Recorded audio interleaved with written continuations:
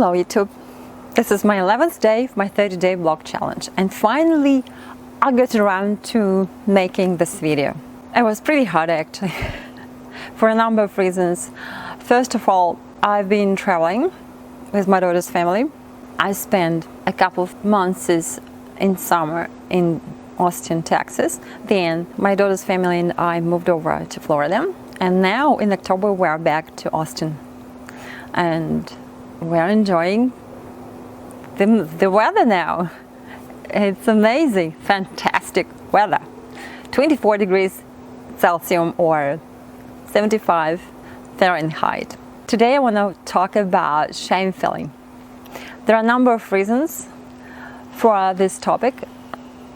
One of the reasons is that actually when I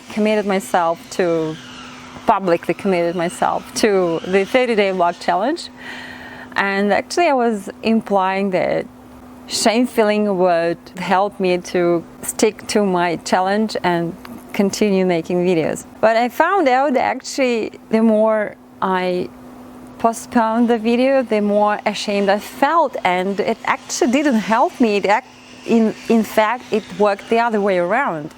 Other thing is, shame very often comes in the way for our personal growth and overcoming our emotional trauma. So I think it's definitely worth talking about this. As I learned so far, shame feeling is the less studied feelings, and the nature of the feeling actually is stopping us from learning about it more. So what do we feel when we experience shame feeling? We feel humiliated, we feel small and insignificant, and we can't look straight in the eye of another person, right? That's how many of us experience shame feeling, right? And first off, I want to start with evolution of our emotions. Because everything we experience does make sense from evolution point of view. If we go back over 10,000 years over our timeline, back in our past, we can find that many people were living in the small groups, hunter-gatherers. They could protect themselves against the violence of another group, people outside of the group. They can go and kill them if you need a protection within the group. So people try to resolve these issues before getting to extreme, like they would do with people from outside of the group, right? How would you protect yourself when there is no police, no weapon, almost nothing can protect you except for the language you use?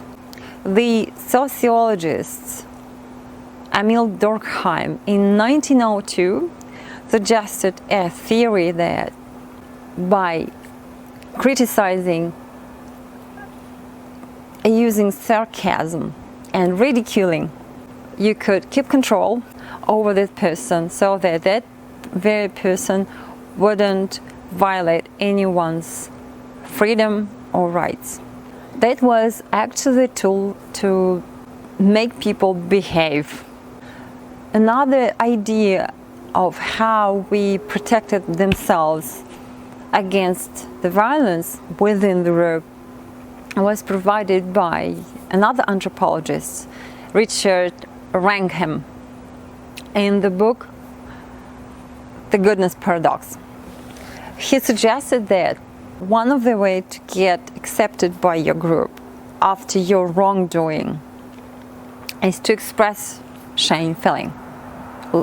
Explicitly express your shame feeling in response to sarcasm, criticism, and ridicule, right? Otherwise, if you don't respond this way, your group can outcast you, or in extreme cases, kill you, right? But for those who get outcasted, I think it's almost the same thing. It's a death sentence. And that's why actually we are afraid becoming an outcast so much, because it meant a death sentence for us. And that's why shame feeling, it was sort of a way to pay our ticket back into the society. We could survive only as part of the society, right? And if the society is not happy with us, by expressing shame feeling helped us to survive, to stay within the group. If we are, as an individual, are violating social norms, it could mean a social and eventually a physical death. If we look at Edgar Schein's model of culture, what social norms are, the cultural norms are very wide, many of them unspoken, and there's nothing wrong with doing something which is outside of the norms. Don't violate anyone's right, and yet it would be hard for us to overcome that shame feeling about something. Public speaking is the thing which evokes lots of shame feeling. One of the psychologists who did research on shame feeling is Brene Brown. And what she says about shame, it's not actually shame, it's about exploring our vulnerability. We don't like to express our vulnerability. If we expressed our vulnerability, which means that we are not strong anymore, we could become an outcast. Brene Brown suggests that shame is related to depression, eating disorders, bullying, aggression. So there are many reasons to address this feeling. According to Brene Brown, if we want to aggravate shame feeling, make it worse, we need secrecy, silence, and judgment. The antidote for shame feeling would be empathy, compassion, and courage. Neuro-linguistic programming suggests a very effective tool to overcome shame feeling. In fact, it uses a strategy already existing in your life.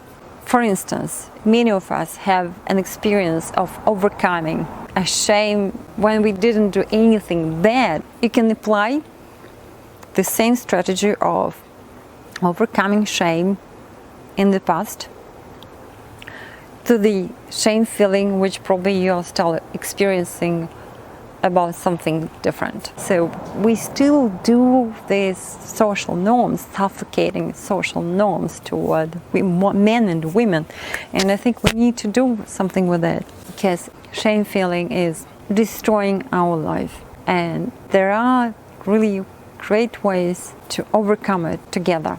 Thank you for watching my video. Hopefully it was interesting for you, and see you next time.